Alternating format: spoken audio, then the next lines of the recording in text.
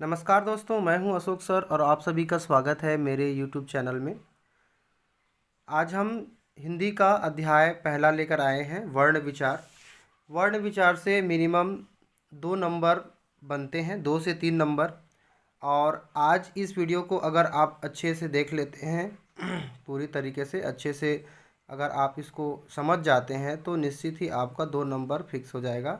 और कहाँ से इस अध्याय में कहाँ से नंबर उठाया जाता है और किसको आपको अच्छे से देखना है, इसको हम ट्रिकी वे से भी बताएंगे और अच्छे से विश्लेषण करके भी बताएंगे। तो चलिए वीडियो को स्टार्ट करते हैं। हाँ, वीडियो को स्टार्ट करने से पहले मैं आप लोगों को जानकारी दे दूं कि आज 4 मई को छत्तीसगढ़ शिक्षक भर्ती का नोटिफिकेशन आ गया है। तो सभी बच्चे नोटिफिकेशन चेक कर सकते हैं जो भी आ, इनके पात्र हैं जो शिक्षक भर्ती की तैयारी कर रहे हैं। ठीक है, तो चलिए चलते हैं वीडियो की ओर। आप सभी से एक और अनुरोध है कि अगर आप हमारे चैनल में नए होंगे तो चैनल को सब्सक्राइब करके बेल आइकन को ऑन कर लें ताकि ये वीडियो इस प्रकार के वीडियो आप सभी को मिलता रहे। ठीक है, चलिए आज का हम प्रथम अध्याय देखेंगे हिंदी का। हिंदी में कहाँ से प्रश्न उठाया जाता है, कौन से चैप्टर से, इसको भी देखेंगे हम। प्रतिदिन इसका वीडियो आएगा आप सभी के लिए। ठीक है, तो सबसे पहले आता है वर्ण विचार, हमारा अध्याय पहला वर्ण विचार। ठीक है, वर्ण विचार में हम वर्ण के बारे में जानेंगे। आज हम इस वीडियो में वर्ण के बारे में जानेंगे। ठीक है, वर्ण में स्वर और व्यंजन जो होते हैं ये दोनों के बारे में हम अच्छे से विश्लेषण करेंगे।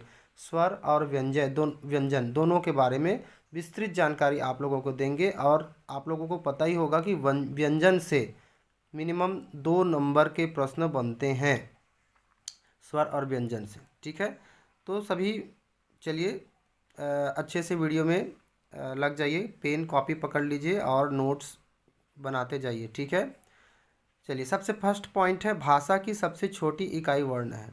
देखिए वर्ण, सबसे पहले हम वर्ण से आते हैं। किसी भी भाषा को बोलने के लिए हमको वाक्य की ज़रूरत होती है, शब्द की ज़रूरत होती है, और शब्द, वाक्य, शब्द, इन सबसे छोटी इकाई होती है वर्ण।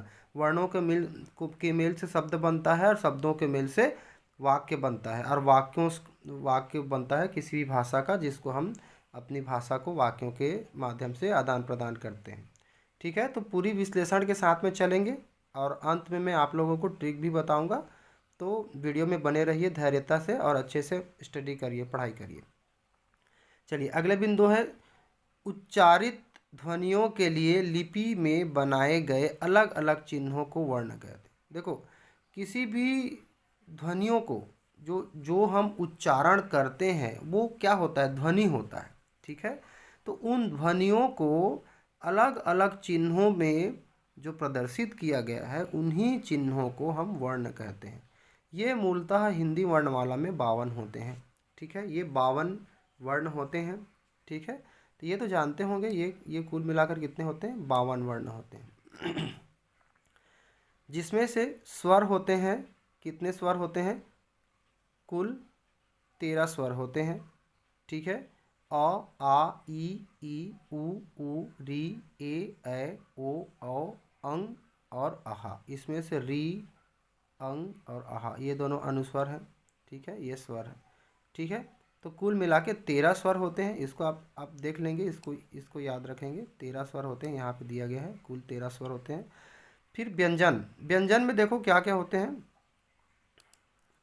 व्यंजन में देखो, व्यंजन में क वर्ग, च वर्ग, ट वर्ग, त वर्ग, प वर्ग, अंतस्थ, ऊष्म और संयुक्त व्यंजन होते हैं।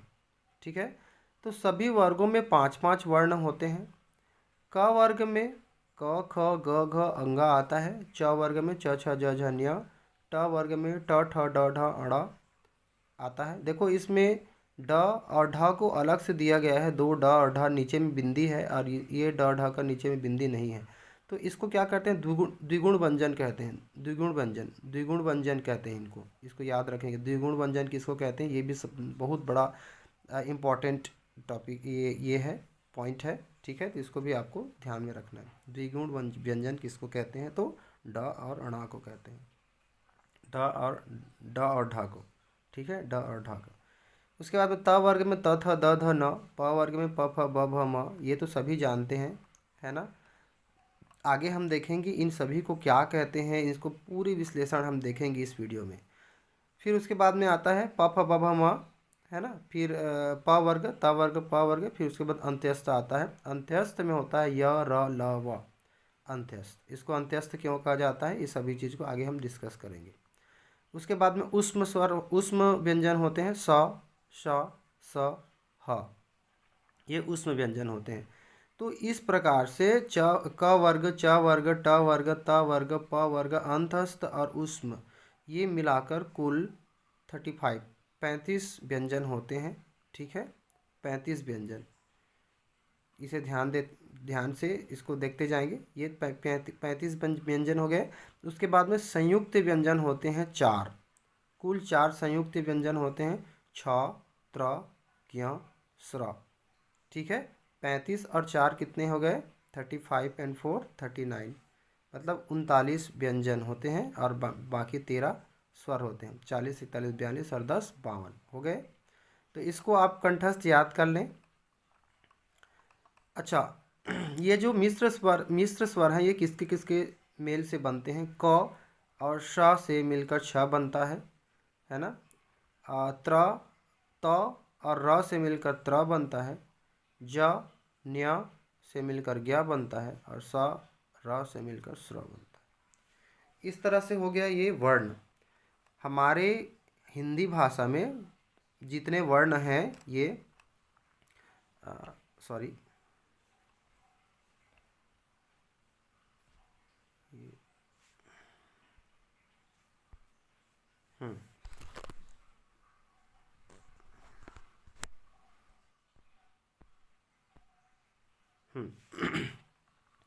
हमारे जितने भी हिंदी में जो भी व्यंजन हैं और स्वर हैं, इसके बारे में विश्लेषण ये हो गया। अब देखते हैं स्वर। सबसे पहले आते हैं स्वर, फिर उसके बाद में व्यंजन को देखेंगे अच्छे से। तो सभी स्वर में आइए।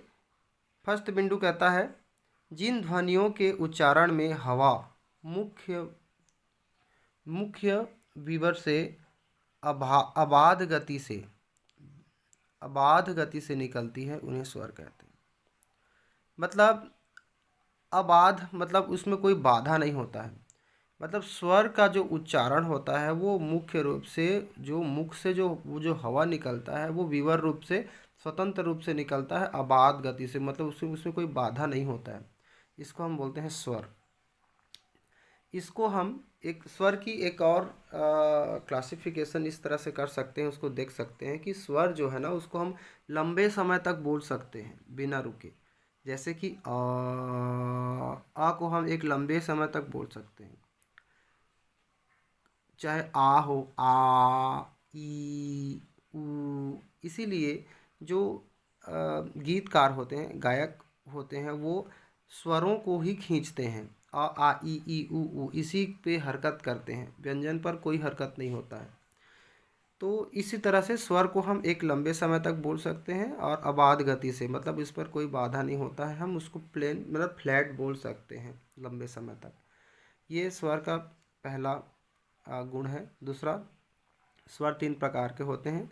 यहाँ पर देखें, स्वर 3 प्रकार के होते हैं। पहला स्वर होता है मूल स्वर, जिसे हास्व स्वर भी कहा जाता है, छोटा स्वर। और दूसरा होता है संधि स्वर। संधि स्वर का मतलब क्या होता है, संधि आप देखे होंगे, 2 वर्णों के मेल से जो बनता है उसको संधि बनते कहते हैं, स्वरों के मेल से, है ना। तो ये संधि का मतलब कोई 2 स्वरों से के मेल से बनेगा, मतलब संयुक्त स्वर कहलाएगा, ठीक है। तो संधि स्वर, पहला है मूल स्वर, दूसरा संधि स्वर, और तीसरा है प्लुप्त स्वर, ठीक है, प्लुप्त स्वर। इसको देखते हैं अच्छे से। मूल स्वर तो जो होता है उसको हम बोलते हैं ह्रस्व स्वर, छोटा स्वर। उच्चारण में कम समय लगता है, सभी ध्यान से देखेंगे, उच्चारण में इसका कम समय लगता है।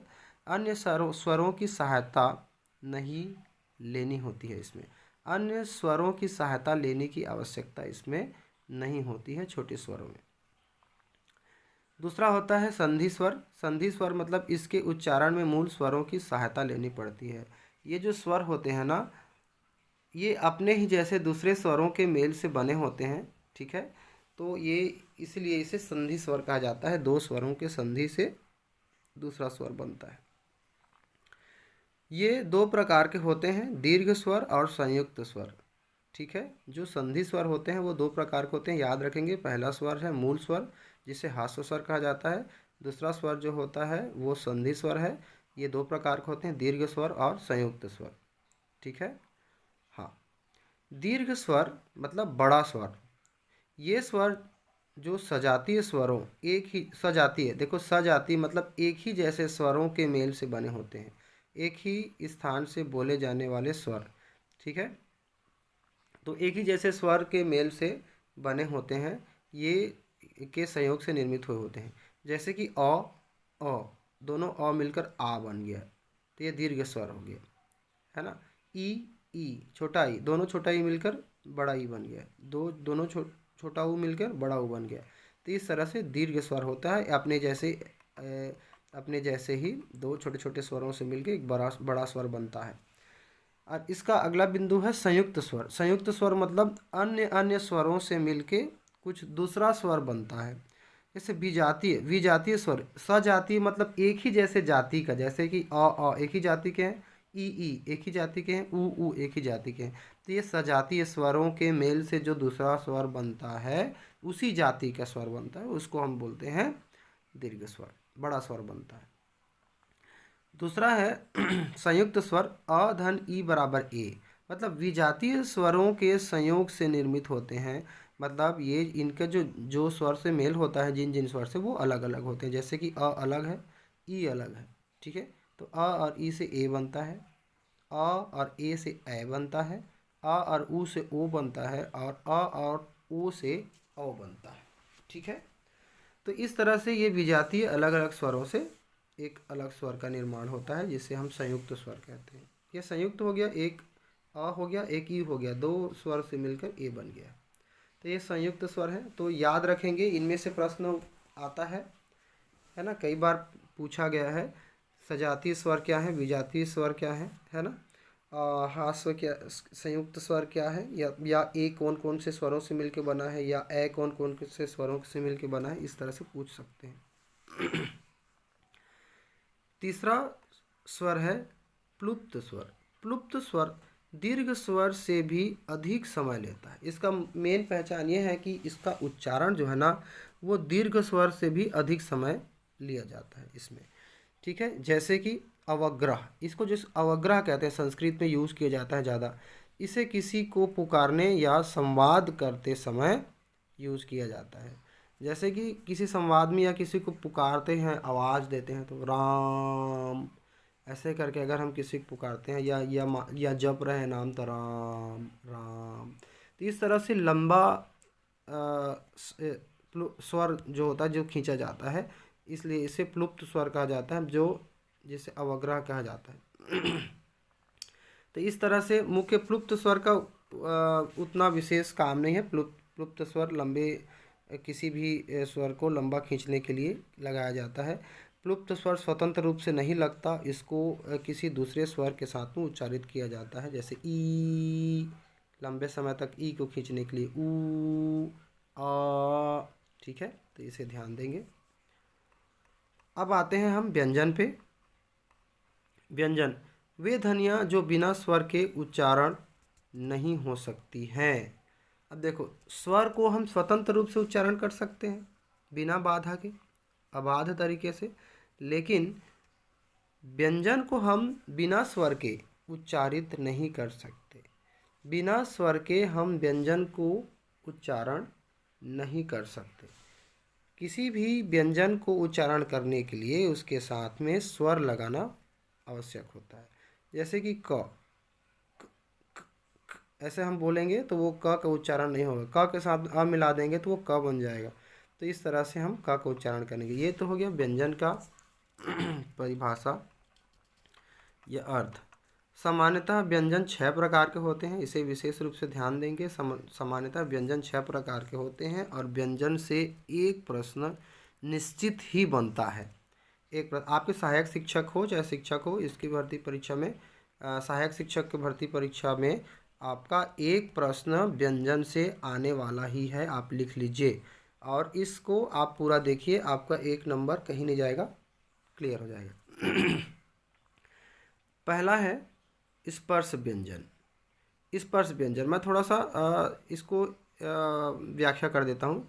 इसके उच्चारण में जिह्वा, ये जिह्वा लिखा हुआ है, थोड़ा सा मिस्टेक हो गया। जिह्वा का कोई ना कोई भाग मुख से किसी न किसी भाग को स्पर्श करता है। मतलब स्पर्श व्यंजन का मतलब यही है कि हमारा जो जिह्वा है, जीव है, वो हमारे मुख के किसी न किसी भाग को स्पर्श करता है।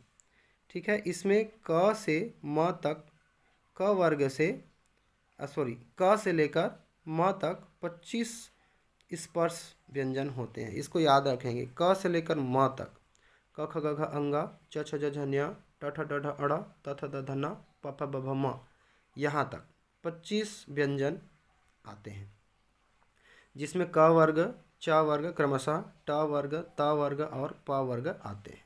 ठीक है। दूसरा होता है अनुनासिक व्यंजन। अनुनासिक व्यंजन में क्या होता है, पंचम वर्ण का पंचम जो वर्ण होते हैं, है ना, वो आते हैं, जैसे कि अंग, न्य, ण, न, म। इसको बोलने, इसका उच्चारण करने से नाक के मार्ग से वायु गमन करती है, वायु निकलती है, इसीलिए इसे अनुनासिक व्यंजन कहते हैं। ठीक है। इसके अंतर्गत अंगा, न्य, ण, न, म, ये पंचम वर्ण होते हैं। जैसे यहाँ पे देखेंगे,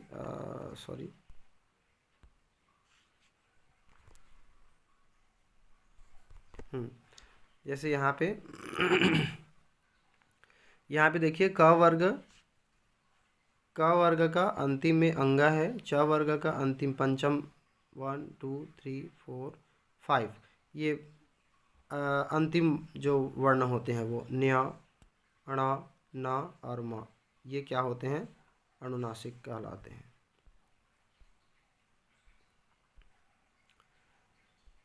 अब आते हैं तीसरा, अंतःस्थ व्यंजन। अंतःस्थ व्यंजन मतलब इसके उच्चारण में मुख संकुचित हो जाती है तथा वायु स्वरों की भांति बीच से निकलती है। अंतःस्थ में क्या होता है, मुख जो है वो संकुचित हो जाती है और वायु स्वरों की भांति बीच से निकल जाती है। य, र, ल, व, ये अंतःस्थ व्यंजन है, इसे याद रखेंगे। चौथा नंबर है ऊष्म व्यंजन। इसके उच्चारण में गर्माहट या सुरसुराहट प्रतीत होती है। गर्माहट या सुरसुराहट प्रतीत होती है, तो ये ऊष्म है, एक प्रकार के इसमें ऊष्मा निकल रहा है टाइप का, इसलिए इसको ऊष्म कहा गया है। ऊष्मा निकल रहा है, ऊष्मा निकलता है तो उसमें क्या होता है, गर्माहट होता है। स, श, स, ह, ये इस प्रकार से होते हैं, 4 होते हैं। पांचवा है संक्षिप्त व्यंजन। इसके उच्चारण जिह्वा उल्टी हुई नोक तालु को छूकर झटके से हट जाती है। देखिए, सबसे पहले आप सभी विशेष रूप से ध्यान दीजिए, जिह्वा जो है ना, हमारा जीभ को कहा जा रहा है, और तालु जो है, जो जीभ के ऊपरी वाले जो भाग होते हैं, मुंह का जो ऊपर वाला भाग, अंदरूनी भाग, उसे हम तालु कहते हैं। तालु का 3 मुख्य भाग होता है। पहला जो होता है अग्र तालु, जिसको बोलते हैं कठोर तालु कहा जाता है, और जो पीछे वाली जो तालु होती है उसको, पीछे तालु की जो पीछे वाली भाग, उसको कोमल तालु कहा जाता है। और जो उसका मध्य भाग होता है, तालु का जो मध्य भाग होता है, बीच का भाग होता है, उसको भी उसको मूर्धा कहा जाता है। मूर्धा आगे देखेंगे, मूर्धन्य में उसको मूर्धा कहा जाता है। तालु का जो बीच वाला भाग होता है उसको मूर्धा कहा जाता है। ठीक है। तो इस तरह से तालु को भी आप समझ जाइए, है ना। उसमें व्यंजन, संक्षिप्त व्यंजन में क्या क्या होते हैं, उच्छिप्त व्यंजन है, सॉरी, उच्छिप्त व्यंजन। इसमें क्या होता है, हमारा जीभ उल्टी होकर जीभ का जो नोक है वो तालु को छूती है, झटके मारकर हट जाती है, जैसे ड, ड़, ड, ड़, उपक्षिप्त व्यंजन कहलाती है। संयुक्त व्यंजन। संयुक्त व्यंजन अभी मैं आपको बताया था, जस्ट वर्ण पढ़ रहे थे तो, जिनके उच्चारण हेतु अन्य व्यंजनों की सहायता लेनी पड़ती है। इसमें क्या है, देखिए सामान्य रूप से हम व्यंजनों को स्वरों के साथ में मिक्स करके उच्चारित करते हैं, और जो संयुक्त व्यंजन होते हैं उसको व्यंजन के साथ में ही मिक्स करके उसका उच्चारण किया जाता है, जैसे क्ष, त्र, ज्ञ, स्र। ठीक है, तो इसे ध्यान देंगे। अगला बिंदु है व्यंजनों के उच्चारण। देखिए इस प्रकार से 6 प्रकार का व्यंजन होता है। ये 6 प्रकार का व्यंजन आप देख लीजिए। 6 प्रकार का व्यंजन जैसे कि मैं अभी आप लोग को बताया हूँ। पहला है स्पर्श व्यंजन, अनुनासिक व्यंजन। दूसरा अंतस्थ व्यंजन, ऊष्म व्यंजन, संक्षिप्त उच्छिप्त व्यंजन और संयुक्त व्यंजन। अब आते हैं व्यंजनों के उच्चारण। व्यंजनों के उच्चारण से ही ज़्यादा प्रश्न पूछा जाता है। व्यंजन संबंधित अगर प्रश्न आता है तो व्यंजनों के उच्चारण से ही प्रश्न को लिया जाता है, तो ये टॉपिक बहुत इम्पॉर्टेंट है। व्यंजनों के उच्चारण। उच्चारण स्थान की दृष्टि से व्यंजनों को 8 वर्गों में वर्गीकृत किया गया है। उच्चारण की दृष्टि से व्यंजन को 8 भागों में बांटा गया है। सबसे पहला है कंठ, जिसका उच्चारण कंठ से किया जाता है। तालु को स्पर्श, जिह्वा के पिछले भाग कोमल तालु को स्पर्श करते हैं। जब मैं अभी बताया ना, जो हमारा तालु होता है उसका 3 भाग होता है। जो पिछला वाला तालु होता है उसको बोलते हैं कोमल तालु, और जो सामने वाला तालु का भाग होता है उसको कठोर तालु बोलते हैं, और जो मध्य भाग होता है उसको मूर्धा कहते हैं। मध्य भाग को मूर्धा कहते हैं। ठीक है, और जो सामने की जो तालु जो होता है ना उसको वत्स कहते हैं। वत्स आगे हम इसको एक्सप्लेन करेंगे अच्छे से। तो कंठस्थ सबसे पहले कंठ है। कंठ में क्या होता है, जिह्वा जो है, जिह्वा का जो पिछले भाग, पीछा वाला भाग कोमल तालु को स्पर्श करते हैं। कोमल तालु मतलब हमारे तालु का पिछला वाला तालु, पीछे वाला भाग, जैसे क, ख, ग, घ, अंगा। कोमल तालु को स्पष्ट करते हैं हमारा जीभ का पिछला वाला भाग। ठीक है, जीभ का पिछला वाला जो भाग है वो कोमल तालु को स्पष्ट करते हैं। क, ख, ग, घ, मतलब तालु के पीछे वाला भाग को। जीभ का पीछे वाला भाग तालु के पीछे वाला भाग को स्पर्श करता है। फिर उसके बाद में है तालव्य। जिह्वा का अग्र भाग कठोर तालु को स्पर्श करता है, मतलब जिह्वा का सामने वाला भाग, जीभ का सामने वाला भाग तालु के सामने वाला भाग को स्पर्श करता है। ठीक है, च, छ, ज, झ, ज, स, य, ये आते हैं इसके अंतर्गत। तीसरा नंबर में मूर्धन्य। कठोर तालु के मध्य भाग मूर्धा कहलाता है। देखो कठोर तालु का मध्य भाग, जो हमारा तालु है ना, कठोर तालु जो है उसका जो ठीक सेंटर पॉइंट है उसको मूर्धा कहते हैं, बीच वाली भाग को। जब उल्टी हुई जिह्वा का नोक का निचला भाग मूर्धा से स्पर्श करता है तब उसको हम मूर्धन्य व्यंजन कहते हैं। जीभ को उल्टा करके जीभ की जो पिछली जो नोक है वो हमारे तालु के सामने वाली भाग के मध्य भाग को टच करता है। ट, ठ, ड, ढ, ड़। ठीक है, चौथा है दंत्य। दंतस्थ जिसे कहा जाता है। दंत्य जिह्वा की नोक ऊपरी दांतों को स्पर्श करता है। ऊपरी दांतों को, नीचे वाले दांत को स्पर्श करेगी तो वो अलग हो जाएगा। नीचे वाले दांतों को स्पर्श करेंगे दंतोष्ठ हो जाता। दंतोष्ठ में नीचे वाले दांत को या दोनों दांत को स्पर्श करते हैं। लेकिन ऊपरी वाले दांत को अगर स्पर्श किया जा रहा है किसी वर्ण के द्वारा, किसी व्यंजन के द्वारा, तो उससे हम क्या कहेंगे, दंतस्थ कहेंगे। जिसके इसके अंतर्गत आता है त, थ, द, ध। न नहीं आता, याद रखेंगे, न नहीं आता, इसमें स आता है। स करेंगे तो हमारा जीभ का अगल बगल वाला भाग हमारे मूर्धा को स्पर्श करते हैं, मतलब हमारे तालु को स्पर्श करते हैं, सामने वाले तालु को के मध्य भाग को। पांचवा है ओष्ठ। ओष्ठ मतलब ऐसे वर्ण जिसमें दोनों ओंठ आपस में स्पर्श करते हैं और वायु को अवरोध करते हैं, रोकते हैं। ओंठ अगर बंद हो गया तो वायु तो अवरोध होगा ही, रुकेगा ही। तो ओंठ दोनों आपस में मिलते हैं। प, फ, ब, भ, म, इसमें प वर्ग आता है, इसको ध्यान से रखेंगे। प वर्ग जो है वो ओष्ठ व्यंजन कहलाते हैं। दंत्योष्ठ मतलब इसमें दंत को भी स्पर्श करता है, ओंठ को भी स्पष्ट करता है। ठीक है, ओंठ का भी वर्ग, ओंठ भी आपस में बंद हो जाते हैं, आपस में स्पर्श करते हैं, और दंत जीभ जो है हमारे दंत को भी स्पर्श करती है। ऐसे व्यंजन सिर्फ एक ही होता है जिसको कहते हैं व। व व ठीक है। इसमें व में क्या होता है, दो ओंठ आपस में टकराती हैं और जीभ जो है दांत को स्पर्श करता है। ठीक है। निचले ओष्ठ दांतों को स्पर्श करता है। निचला वाला जो ओंठ है वो दांतों को स्पष्ट करता है व करके। 7वां नंबर है वत्स। वत्स जिह्वा के ऊपरी मसूड़ों वत्स का स्पर्श करती है।